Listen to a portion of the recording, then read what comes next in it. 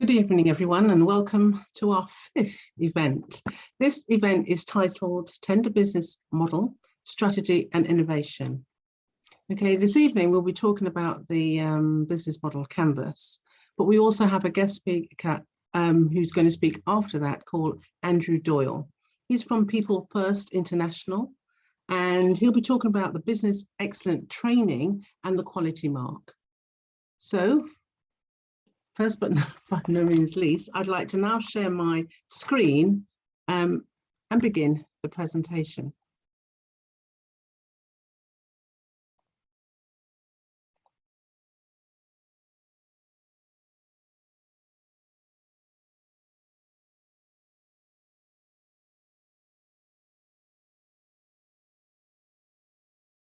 Okay, can you see my first slide here?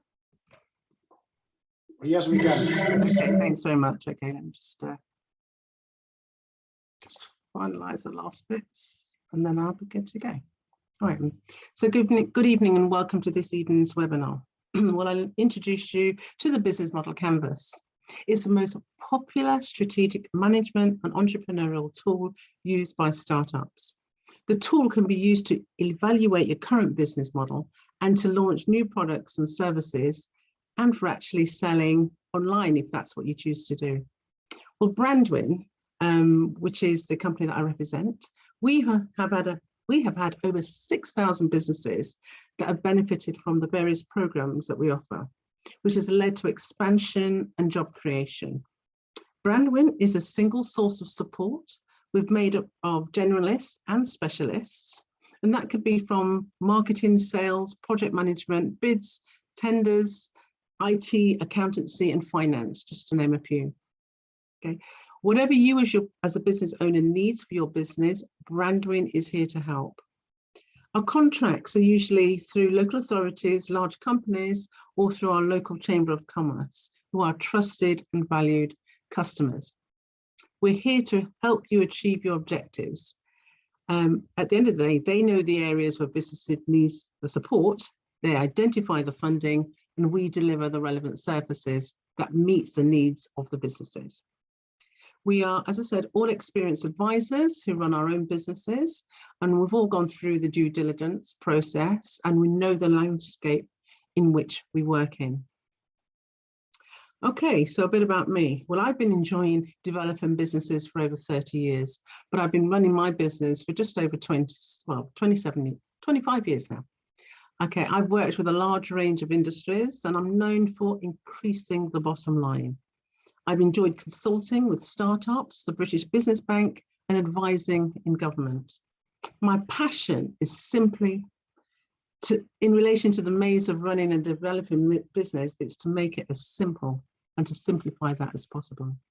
Okay, I'm currently project managing the Brent BCAP section for Brandwin, which started in January. And as I said, this is our fifth event. Okay, so tonight's agenda is quite fun-packed in relation to what I'll be going through. We will embrace the business model canvas strategically and innovatively.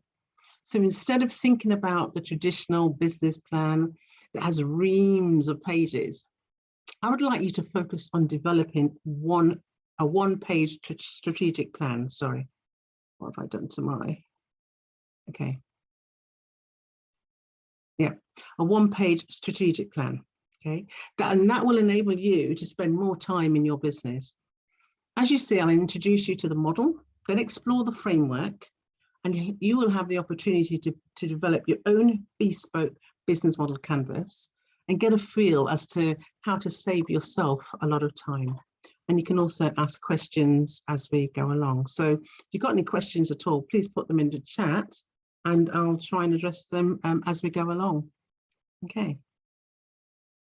Okay, so this is the business model canvas, which is ideal if you have a new idea, or if you just simply want to put something else in place.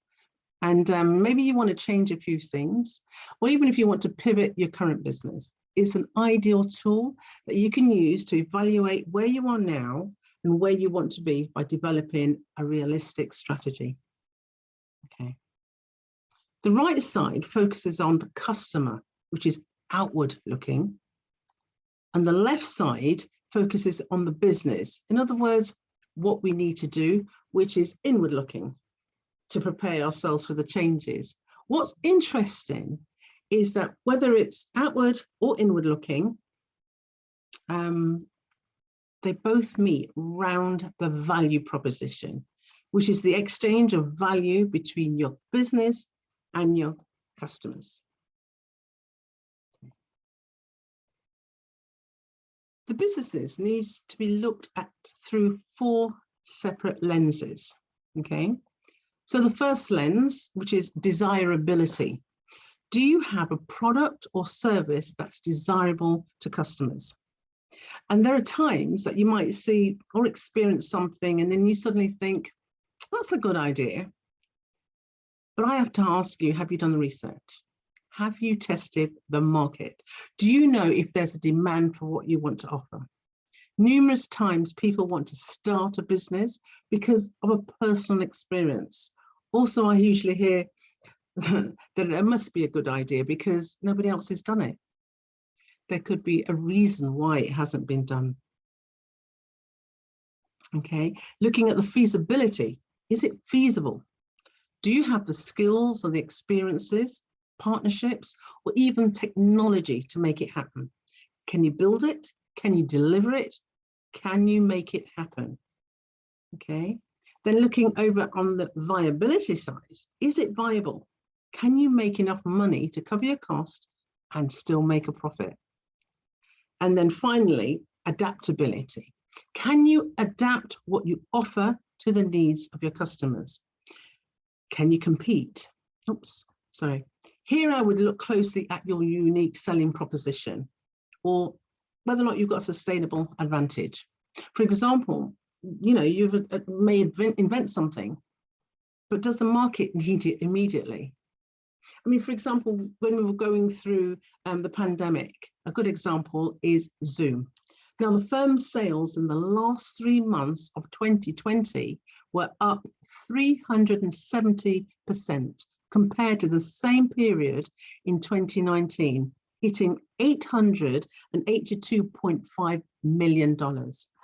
That's interesting. So what is interesting about these lenses is that if you start up a business, you could actually start up with 3 lenses, but you would not be able to survive. Well, not for long anyway, but for your business, it has to be sustainable. So you will need the 4 lenses to make it happen. So by this model, this will help you to go from a gut-based feeling to an evidence-based feeling. Okay. So here I'll briefly go through the 9 building blocks to give you an overview, and I shall be going through each one in a bit more detail later on. Okay, so let's look at number 1, the customer segment. Who are your customers? Are they split into groups, sectors, specialized markets? What about the demographics? Number 2, the value proposition. What is the value you deliver to your customer? What is the customer need that your value proposition addresses? Looking at number 3, where it says revenue streams. This is the way you earn money from the various segments or the various income streams that your business actually covers. In other words, all the services that you offer, you split them into income streams, but you need to ensure that you make a profit. And then it's also to identify which products are more profitable, you know, because some are more profitable than others. And also, would there be more traffic, say, for example, via social media or on your website or other platforms? Okay. Looking closely at number 4, which is the channels, how do your clients or your customers want to be reached? Have you thought that through in detail? Not the way that you think they should be reached, how would they like to be reached? And number 5, customer relations. How will you relate with each customer group? How will you engage, interact with your customers to improve the customer experience? Okay, that area we actually class as the desirability. Okay, now looking closely at the key activities, which is number 6. what should you do to achieve your value proposition along with your company objectives? So they've got to match. Okay, number 7 is your key resources. What are the key resources you need to deliver your value proposition to make things happen? And then going over to number 8, which are your key partners, who are they? Okay, so then that area is a feasibility side, okay, where you need to look a lot deeper. And then the cost structure.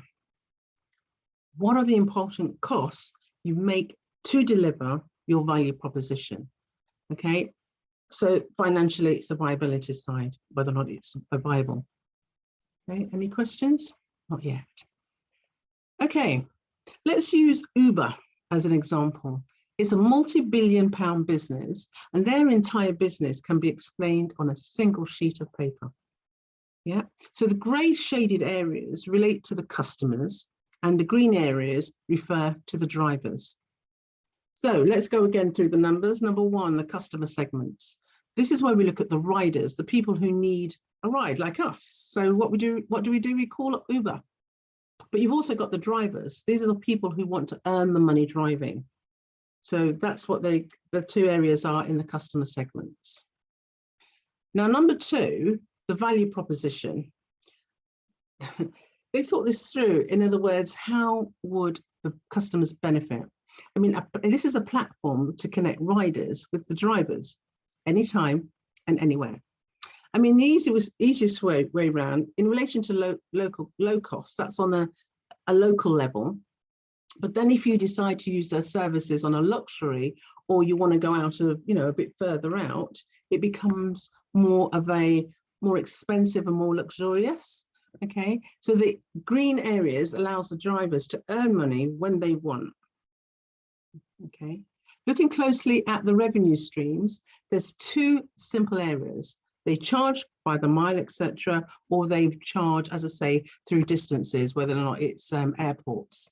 So there's prime times and weekends where the prices would vary.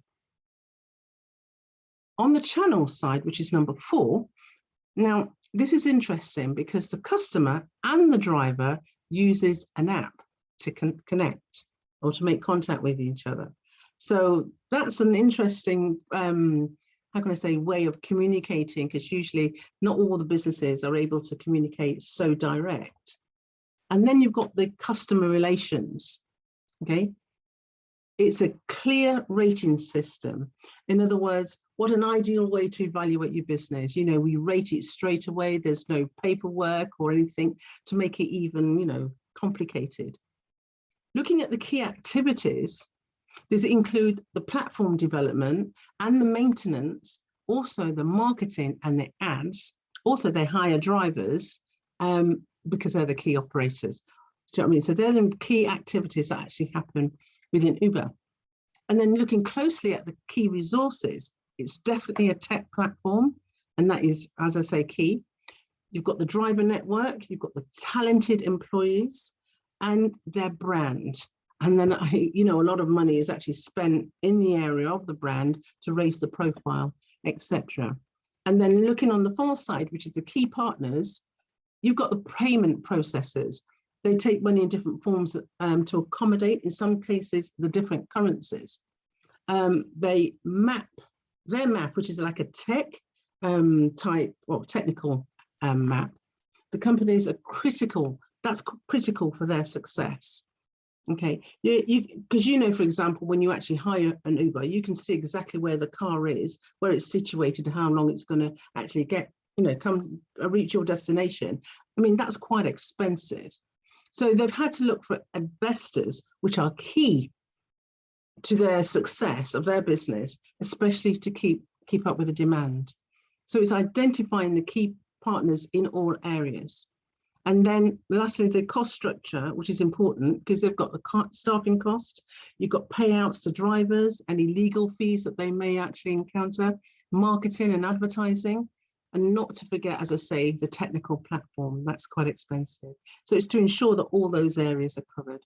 And that is Uber's business model canvas on one sheet. Okay.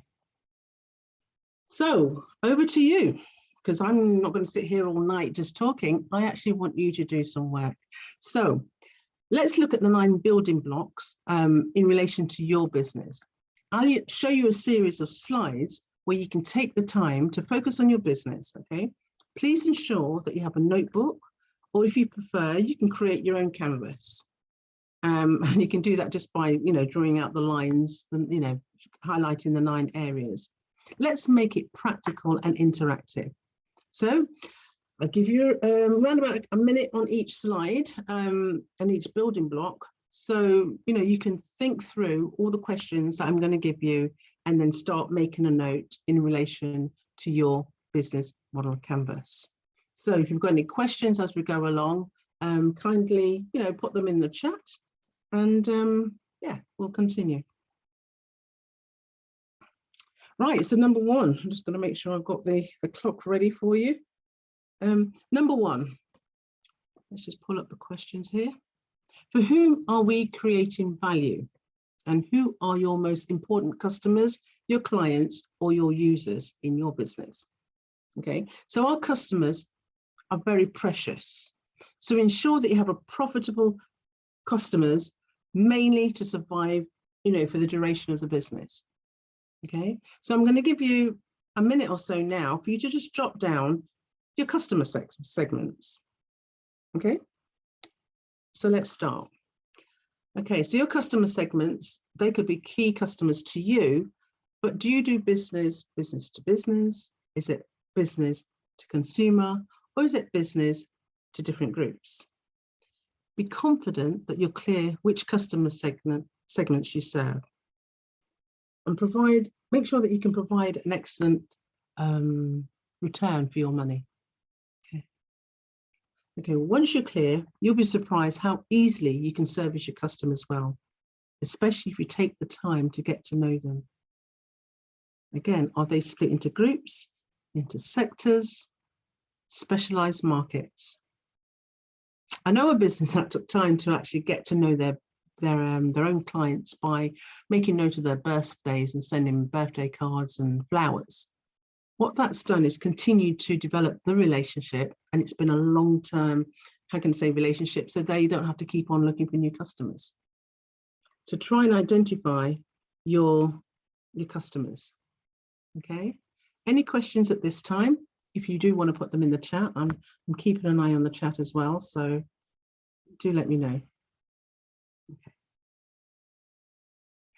Number 2, excuse me, let me just put up the questions for that.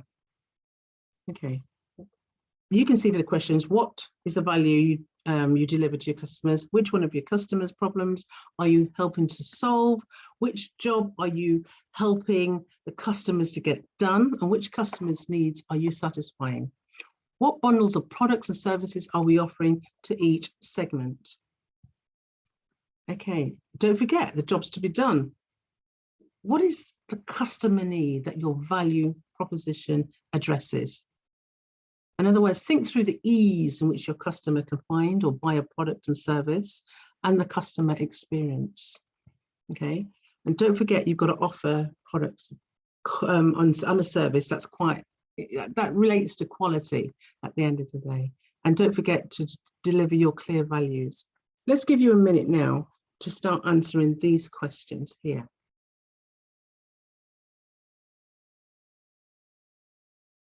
Remember, you need to be a trustworthy brand. So you've got to have a very strong brand image for all online platforms, or even for your own personal brand. Don't forget your website, your social media, or even when you're face to face, do you represent your business? Ensure that everything is standardized from start to finish. Okay, so think this through. This is extremely important if you really want to connect and ensure that you're actually meeting customer needs. Okay, just take a few more minutes or a few more seconds just to write a couple of things down.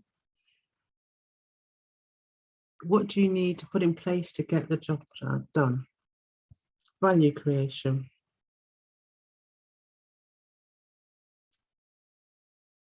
Now let's look closely at the revenue streams.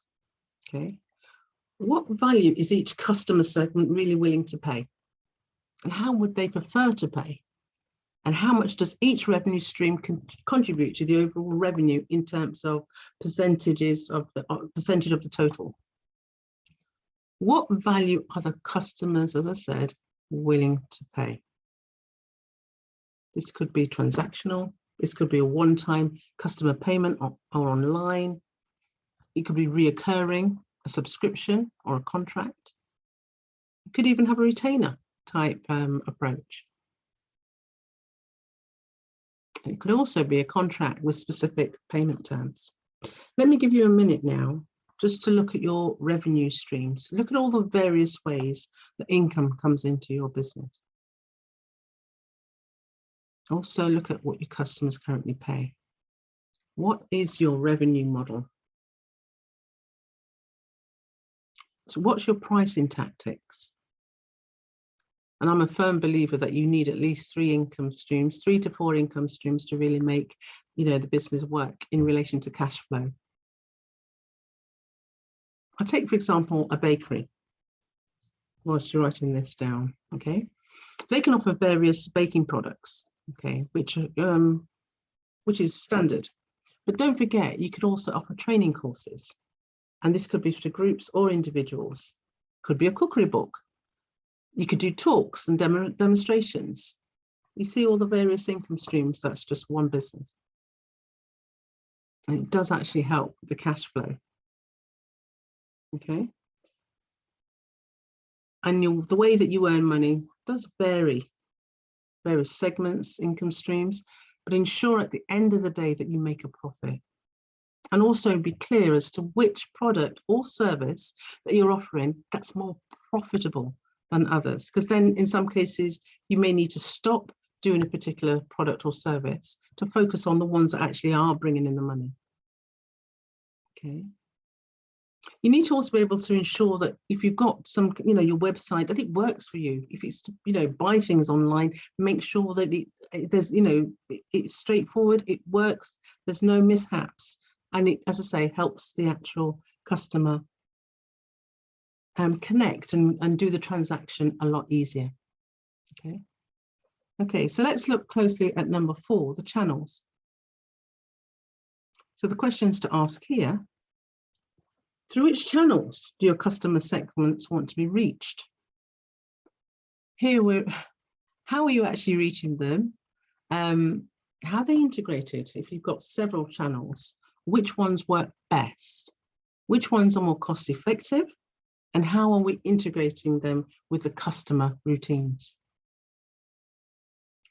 So here, I want you to think through which channel will you use. Okay, I'll give you a minute now just to jot down a few areas. We've got the standard word of mouth and networking. That, people use that quite a lot. Looking at local markets, events, community activities, social media, which platforms that sell, especially if you've got products. Can you communicate through Facebook, Instagram? Where do your customers shop? Is it continually face-to-face? Have they still, or do you have an online presence? Do you go through partnership type networks? I mentioned some of the social networks. There's still the advertising via leaflets, media, newspapers. Could you write reviews? There's the brand communication channels. So there's various channels to think through. Which one do you use for your business? Okay, let's switch over to number 5. And the questions: what type of relationship does each of your customer segments expect us to establish and maintain with them?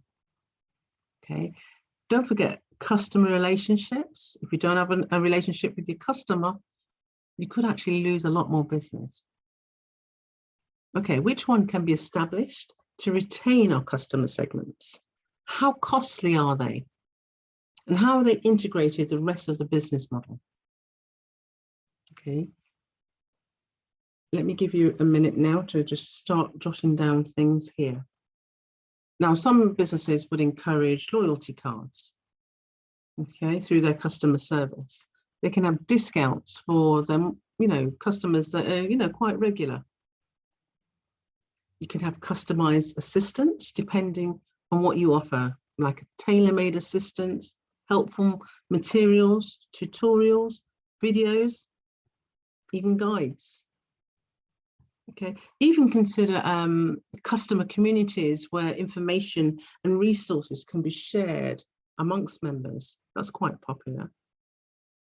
Again, think through how can you retain your customers? How do you get, keep, and grow your customer relationships? How will you relate with each customer group? So consider how you'll engage, interact with your customers to improve the customer experience. Okay. And to ensure that they're truly engaged. Some people like to just do the emails on a regular basis. Some people have lunch and learns and they bring their customers together. Facebook groups where they have, they're able to interact. And now, which is a lot more easier, definitely the face-to-face. Okay, so think through how you can continue to develop the customer relationships. Okay, on the key activities, what do you do to make things happen? What problems are you solving? What key activities are required to deliver that you deliver in relation to the value proposition, the distribution channel, customer relationships, and the revenue streams? What's happened here? Okay. And the revenue streams. What should you do to achieve your value, the value proposition along with your company objectives? I've mentioned that before. At the same time, you're trying to increase production, improve your positioning, whether or not you're on a Google and you want to go higher up on the actual, the rankings. Let me give you a minute now just to be writing those key activities down. Think about all the different areas that you could be seen, where you can introduce your products or your services. Try and stay ahead of the competition. How can you improve your customer satisfaction? You can automate a lot of things online if you've got a really good website. That's what you want to focus on. You can communicate a lot better with people. Think about how you distribute things. You can increase that and at the same time try and reduce your cost. Yeah. Think about strengthening your website, the information that you put on there, making sure that it's up to date and relevant. Improve the quality and the value of the products and the services that you offer. Try and stand out on all channels. Stand out above your competition. This will definitely increase your sales. As I said, if you've got any questions, put them in the chat. I keep looking to see if there's anyone put anything in there, but you must be busy writing away. So number 7, the key resources, the questions here. What key resources are required by your value proposition, distribution channel, customer relationships, and the revenue streams? Okay. What are the most important resources that you need to be able to offer the service or the products that you currently provide? Okay, let me give you a minute now for you to jot those down. Okay, and I'll just jog your memory. Here we're looking at your staffing or your human resources. Okay, and this is whether or not you're staffing a train or whether or not you need additional resources to train your staff. You've got things like offices and shops. That's if you've gone back to working in a separate building. You've got leased or rented on an event or an event by event basis. Intellectual property. They're key resources if it relates to your business. Whether or not your business needs vehicles, finances, technology, make sure you test them first. What problem-solving skills are you using as a consultant, for example? And what about development of skills? They're all key resources that's needed to make the business work. Do you need to evaluate all your current resources? And in some cases, you could outsource them. Okay. It could be more, in some cases, more cost effective to have a partner working with you from perhaps a different sector. And that could actually help you, how can I say, together, jointly, create another income source. So think through all your key resources that's used to make the business operate. Okay, your key partners, the key questions. Who are your key partners? Who are your key suppliers? Which key resources are we acquiring from partners? And which key activities do partners perform for us? Yeah, let's take a minute now just to write some of those down. Look at the types of networks that you belong to and see if you can develop additional opportunities.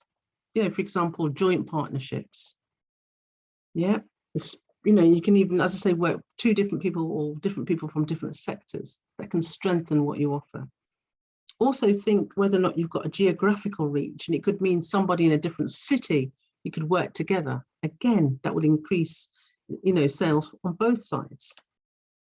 Partnerships are key. Yeah, especially now as more than any other time. What about associates? People that complement these skills, just like the model that we have through Brandwin. Okay.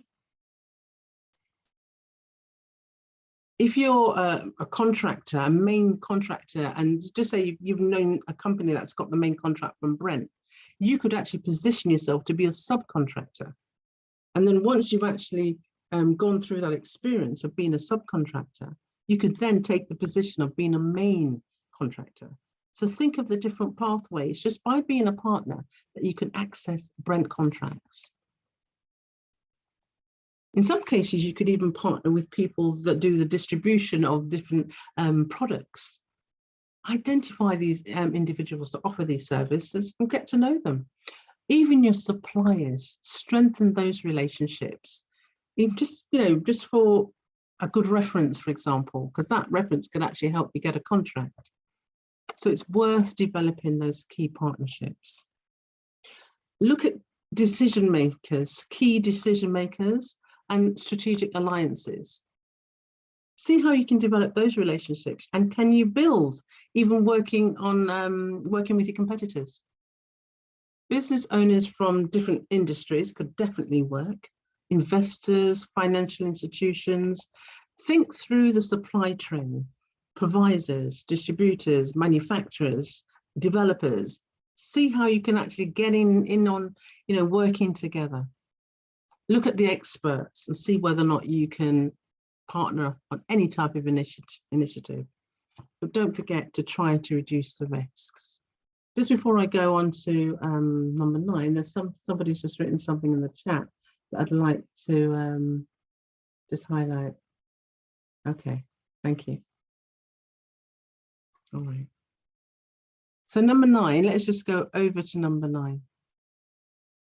Cost structure. What are the most important costs inherent in your business model? And which key resources are most expensive? And which key activities are most expensive? So if you could look through that, make sure that you're comfortable with the figure side or the financial side of the business. And I find that there's too often people like to brush over this section and give it to an accountant or a bookkeeper or somebody that does figures on a day-to-day basis. I think in relation to the costings of your business, try to embrace it, because if you can actually manage the financial side of the business, you'll become more confident in other areas. So let's just take a minute now for you to just look through the cost structure. Here you're identifying, your fixed costs if you've got, properties or, your rent and things that are needed on a day-by-day basis that never change in relation to the costs. And also it's whether or not you want to focus on the value of the money or you want to reduce costs. Some people want to go for a quality service, so therefore they're quite prepared to buy expensive supplies to make it happen. Some people just simply want to reduce costs. And if that's what works well for you, then find out how it relates with your customers and the service that you're offering. Also, some of the questions that you could be thinking about: is it more cost effective to bring in qualified staff, or is it more cost effective to train your current staff? Okay, and that's another way of actually working out the costs. Also, if you need stock, and also to keep up with the demand, because it's all right saying I'm going to have a particular business and people are rushing because you're a new business, and then all of a sudden, because you're offering something that's unique, the demand increases and increases. Can you keep up with the demand? Because if you don't, you could lose the business. As simple as much as you're just starting it. But it's to ensure that you've costed everything out. You embrace the figures. Is it best for you to have full-time staff, part-time staff, or to have contractors? Just work out the costs. It doesn't take too much time to do the research, but it could actually end up saving you a lot of money, just as long as you understand the model that you've chosen to use. Be realistic when listing all of your costs, and don't forget, the hidden costs, things that are not always evident right at the beginning, but actually do make a difference to make the service or the products, work. Okay, if you're value driven, focus on adding more value to the product at the lowest cost. And also, you may want a hybrid approach. Okay, like some people want to work at home part of the time and work in different offices. You can have a flexible approach. You don't always have to have an office. You could be in a hotel lobby. You can hire rooms as and when you need it. Find out what's more cost effective for you, especially if you're launching a product or a service. I mean, you may want to go to a hotel, or you just may want to hire somebody else's business premises, but see if you can negotiate a good rate. And at the same time, you could help publicize their venue, which could, keep your costs down. So just, as I say, spend some time thinking through your cost structure. Okay, let's just put all this up. Okay, so when bidding for contracts, it's becoming more important to include how you can demonstrate the social and environmental impacts. So in other words, ask yourself, do you offer social or environmental impacts in any of the bullet points that are actually listed there? Okay. You have the commercial customers. They have a slightly different impact in a different way. But don't forget, there's 3 layers to really look at if you really want to make an impact: the economic layer, the environmental layer, and the social layer. Okay, so put yourself in this position on a personal level. How would you operate, daily? When you buy products, when you go and buy a coffee, for example, is it fair trade, or do you just buy the normal coffee? Do you think about the environment when you're actually sorting out, the things you no longer want when you're actually at home and trying to, get rid of your, the rubbish that you've actually accumulated? Do you separate it? Do you think about the environment? Okay. So what you do personally, just think about how you can cross that over into the business. I remember when my, business as a consultant can be quite paper intensive, and it's whether or not I recycle some of that paper, whether or not I need to use paper at all and just be a paperless type business. I mean, I'm beginning to realize now being paperless is great for the environment. It's even great for me. I've got more space. but think it through from your business point of view. Okay, how can that how can what you do actually impact your customers? You can also have a better chance of winning a contract if you can clearly demonstrate how you build a social value within your business, how it affects your business, and also whether or not it can have an impact on the community. Think about all those things when you're actually putting together your proposal, or you're trying to actually promote what you do. It's important that, you know, these three areas are actually incorporated. Okay, so what I'd like to say here now on the business model strategy, they're all interdependent. We've looked at all the 9 building blocks. Okay, let me just bring up all these arrows and you'll see.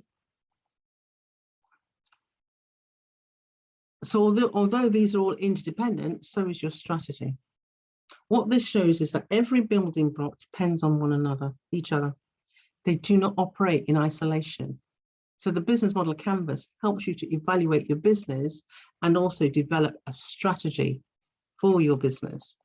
Okay, so no matter which way you are, they all interact, they're all needed. So as I say, you can't work in isolation. So here's a case study of Ruth Ann and Ian.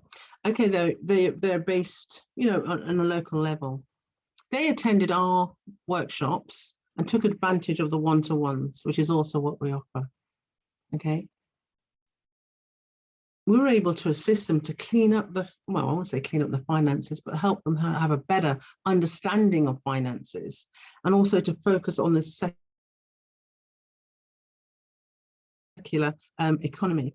This in turn increased their sales because they're able to actually start partnering with other trade suppliers. I had the opportunity to meet Ruth Ann at a networking event, and as soon as I mentioned Brandwin, I mean, okay, she kept saying our praises, but what she said to everybody that was at the event was how much it actually helped her to think and embrace business in a positive way. And if you think about a pallets yard type business, that is not an easy business to be in. But once you've got the confidence and you understand the figures and you understand the industry, you'd be surprised how much you can take your business from strength to strength. So that's just one case study. Okay. So to summarize, okay, I'll summarize quickly and then I think there's a chat. Okay, so to summarize, or just to recap, that the business model canvas is a strategic management tool which can be used in any business planning cycle, whether it's a business idea or whether or not you want to take your business to the next level. It can be when you're planning all the services if you're already an established business. Also, you may want to reinvent another service or bring in some products into what you currently do. This can all benefit just by going through the whole process. The canvas itself will help you, as I say, to define your idea and create value. So if you want to develop, adapt an idea, or even launch a product or a service, spend the time going through the 9 building bricks, and it does actually relate to any business sector. So if you want to win more business, okay, start with the business model canvas. If you want to pitch an idea, develop a financial plan, or even secure investments, keep it simple and design everything on one page. Okay, I've got somebody that's put something in the chat, so let me just quickly see what that means. Okay. Don't worry about joining us late. What we're doing tonight is also recorded, so you can always go back on the recording and watch it right from the beginning. So the little that you've managed to grasp, I hope it's helped you to think slightly different. Okay. Okay, what we do offer on top of these webinars is to assist you to think differently. So I want you to take a few more minutes, because we can afford the time. I want to invite you now to write one thing down that you're going to do, actually practically do after this webinar. I want it to be able to improve what you currently do or help you to win tenders. Okay, so put your answers either on your sheet of paper or in the chat. Okay, and I think it might be nice just to put a couple of things in the chat so we can get a good discussion going. So I'll give you a minute to think of something. Okay, and don't forget, as I say, we offer one-to-ones. One-to-one session with myself going through this business models canvas to help you think slightly different to how you currently do. So if anybody wants to put anything in the chat, I'm here. Okay, whilst I'm waiting, got something in the chat. How do you get a one-to-one? Okay, that's my next question. That's the next thing for me to actually answer. Okay, following from the webinars, I'll put my email address in the chat, and all you have to do is email me, or what I can do is actually follow up from everyone that's actually come through the Eventbrite. I can send you an email tomorrow morning, and you'll have access to my calendar and just book a one-to-one. It's an hour, and as I say, I have actually helped people to change their way of thinking. So thanks very much for that, Dawn. Okay, so when I finish this webinar, I'll quickly put my details in the chat. Okay, so this is the program schedule. Our next webinar will be on the 10th of May, Design and Develop Products and Services for Procurement. So even though you've got your own personal products and services that you offer now, come along to this webinar because it could actually inspire you to be thinking of some additional ones. And also, as you continue to network, you may find somebody that complements what you do. Okay, so then you'll find that, again, that's another way of actually partnering and moving the business forward. On the 24th of May will be a very popular webinar, which is how to develop your LinkedIn profile by creating an effective presence. Now, I know Nicola that offers that. Everybody that sits in Nicola's webinar, they find that they're, in relation to their LinkedIn profile, actually, the amount of connections that they get is amazing, just by taking a few of the points that she puts forward and just making a difference. Also, Nicola is a marketing expert, so she's ideal for this position. And also, she'll help you to think differently in relation to your business. And then on the 7th of June, we will be exploring the circular economy and the developing key partnerships, which again is key if you want to go for contracts. Do you remember I talked about you currently might be a subcontractor and you want to be a main contractor, and it might mean networking with other contractors to see how you can actually start climbing to that position. Okay, let me just answer the chat. I'd really like to complete the business canvas as I've been hearing about it, but not completed it yet. Don't worry about that. Is it Nomathem? We can meet on a one-to-one again, and then I'll help you to see where you are. Don't forget, the canvas can be for a short period of time. So you could have a canvas for 3 months. So you may want to look over an area for 3 months, or even 6 months, or 12 months. And you can even go a bit further and think, actually, I actually want to think through 3 years or up to 5 years. Okay. Don't forget, you can decide over what period you want your canvas to go to actually focus on. Okay. There's no, short or long term. You use it as easy and as flexible as you want to. Okay. And then just to say, as I said, don't forget to sign up for your one-to-ones once I put my details in the chat. And thank you for actually sitting through the webinar. But the next step, as I say, is you can't leave this whole webinar the same. You've got to have written something down, something that you're going to do differently. Okay, and let me stop sharing. And a way of actually taking your business to the next level. Okay.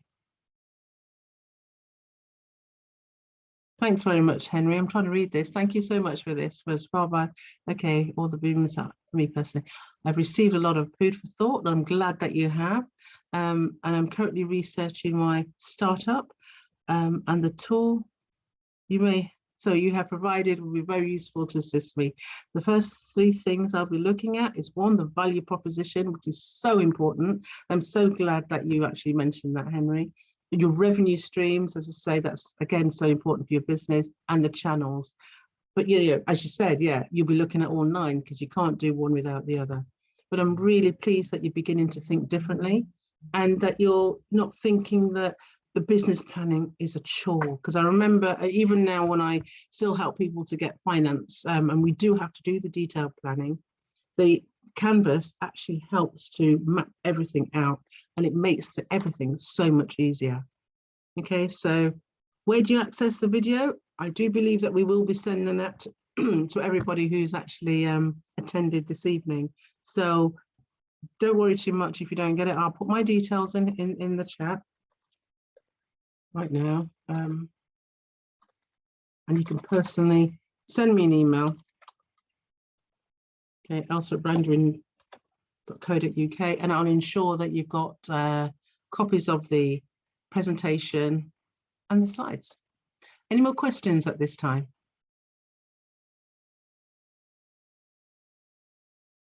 Okay, as there's nothing coming forward. Okay, we do have a YouTube channel. Thanks very much, Nauza, for actually putting that in the actual chat. So the recording will be on the YouTube channel. Also, any of the other events that you've missed will also be there. So you can actually spend the time catching up on the whole process. And when Nauza actually talked about the first stages of putting together procurement bids and also the advanced stage, I suggest that you listen to those, and also to Rajesh from the Brent Council, who explained how to access some of the opportunities through the council. Okay. But even if somebody says, thank you so much for your assistance, it's extremely hard to start a new business right now, but I've given you hope. Thanks again. But what I will say, if you're employed or unemployed, now's the time to be thinking what you could do with your skills and your experiences that you've acquired over time. Okay. I know that some people that were managers throughout the whole of lockdown have actually thought, you know something, just going around and doing a driving job has helped them, actually meet people and actually bring in an income. So don't feel that you can't start a business at this moment. You don't need to start a great big business, but you could at least do something. Yeah, you have a lot of skills, you've got a lot of talent. Don't let that go to waste. Try and do something for yourself, because you'll find that, again, it'll build your confidence. It will keep you occupied. It'll help you to meet new people. And of course, you can bring in, as I say, an income and also grow something that you really want to grow in the future. Okay, what I'll do now, if it's okay, if there's no questions or anything else that anybody wants to ask me, if anybody does, it's in the, please put it in the chat.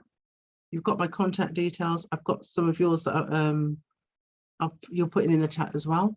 What I'd like to do at this time is actually introduce you to Andrew Doyle, okay, who is from People First International, and he'll be talking about the business excellence training and the quality mark.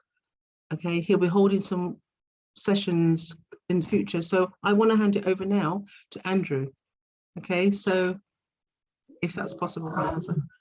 Thank you, Elsa. I'm going to make Andy a panelist now. And okay. Andy, give me a minute or less than a minute. I'll make you a host. You can then share your screen. Okay.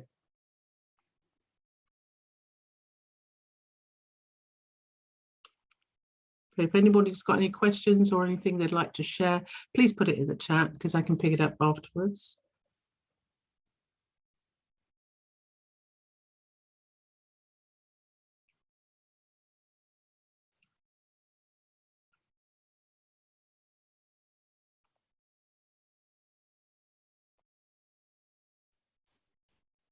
Okay, Andy, over to you for the next 5 or 10 minutes, please. Okay, no problem. Let me just share my screen.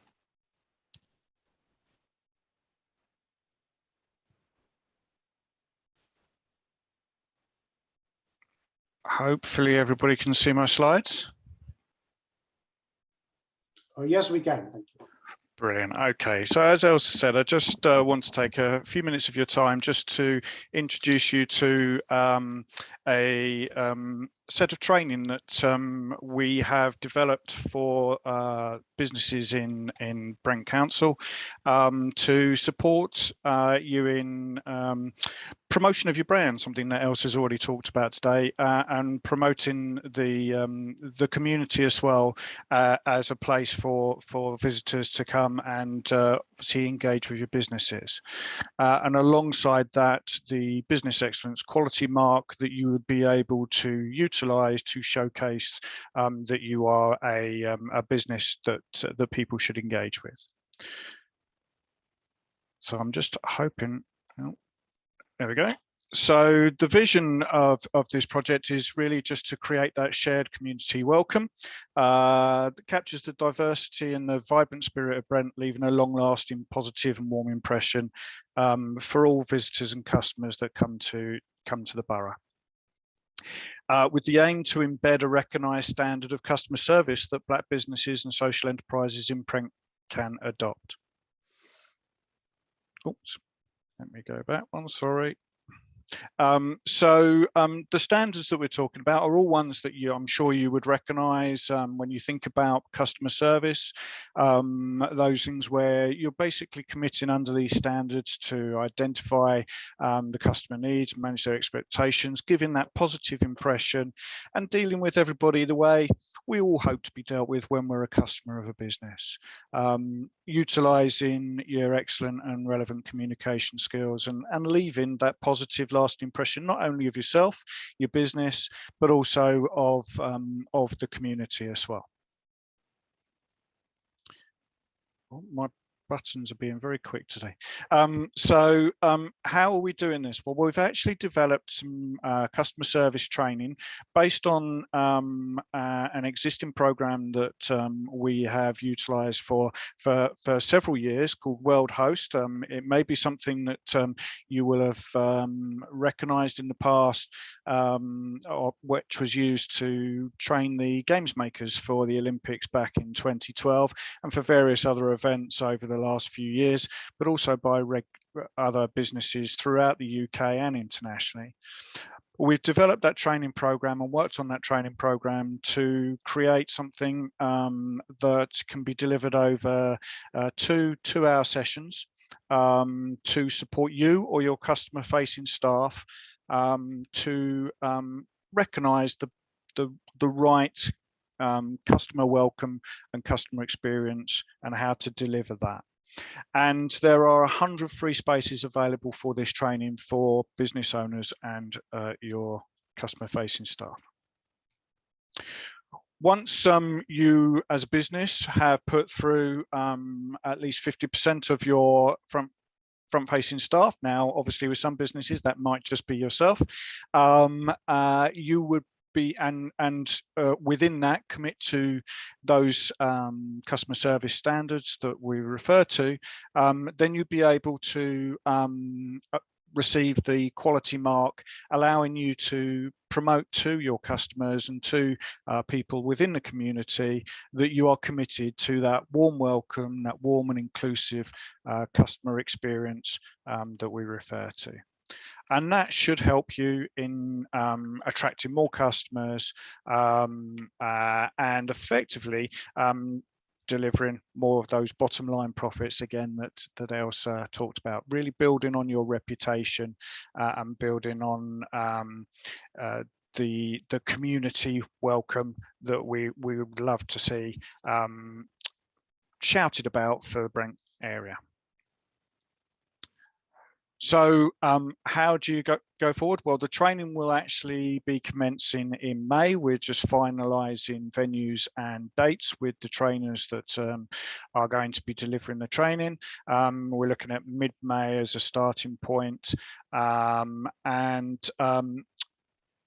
to register interest, and hopefully these slides will be shared with you to give you that link, but that's basically the link to click into to register interest, to put yourself or your staff or both through the training program. Alternatively, by all means, email myself. There's my contact details at People First, and we can, once we have the relevant dates booked in, we can get those to you, get you booked onto the course, so as you can go through that training and, as I say, then be able to access the materials and the quality mark to promote your business.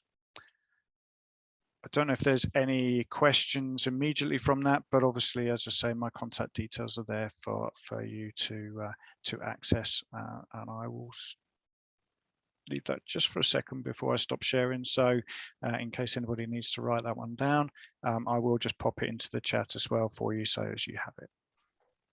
So I'll give access back. Let me just see if anybody has raised any questions on it. I can't see anything on my part of the chat, so hopefully that's answered all questions, but I will pop my, as I say, I'll pop my email address in for everybody as well. Andy, can I just ask a question, just so that just to open up the discussion for everyone? I mean, I used to have customers first, and I know how much it took my business to the next level. Somebody's asked a question: how long is the training? Yep. So the training it's a total of 4 hours roughly. The way we've broken it down is because we appreciate obviously you're all busy businesses. It will be delivered in evenings, and the idea is that it will be two 2-hour sessions. So one session one week, one the following week. The date for the training, I see the next question. We're just waiting for those to be confirmed. As I say, it is going to start from May, but we will be rolling this out over the coming months. So there's plenty of time to book in. Literally, if you contact us to register your interest, we will then make sure you're aware of what the dates are, and you can choose which ones are suitable for yourself. Okay. And have you got any examples of businesses that have gone on the courses that have actually benefited from having the quality mark assigned? So this is a new project that's been designed with the under the Black Community Action Plan. So this training is a brand new piece of training specific for the borough. But as I say, it's built on the World Host program that we've been delivering for, well, 10 plus years now, with a wide range of businesses that have utilised that, as well as social enterprises and sporting events, etc. Some with their own bespoke versions, and some utilising the standard training programs that we have. Okay, thanks very much for that. And of course, there's lots of benefits of having a good quality mark attached to a business, because it helps with added value, doesn't it? Yes, it does. It's about showcasing to your customers and to the community that you're wanting to give that warm welcome, and hopefully going through those sort of things will also support you in the future. We've certainly had businesses that have been able to use that training, or the fact they've gone through that training, to support them in tenders as well. So I'm sure it'll all add to the profile and the brand. Yeah, definitely. So Andy, thanks very much for sharing. And if anyone's got anything else to ask Andy, please kindly put that in the chat so that he can answer your questions. Thank you. Okay, but thanks again, Andy, for actually, sharing and encouraging everyone. So I really appreciate that. Thank you. All right. No problem. Thank you. Thank you. Okay. There is another question. Will this accreditation only be recognised within Brent, or is it recognised widely? So the quality mark itself has been designed specifically, as you'll have seen on the slide that I showcased the quality mark there. It's got the Brent and the Black Community Action Plan logos on it, but it does also have the World Host brand, and the World Host brand is what recognised widely across the UK and internationally. So whilst it's a specific programme designed for the London Borough of Brent, it will have that wider external recognition through the World Host brand that's included within there. Okay, thanks very much. Thanks for that question, Henry. Very good question. All right, any more questions for Andy? Any more questions about anything that you've seen today in relation to the business model canvas and also moving forward?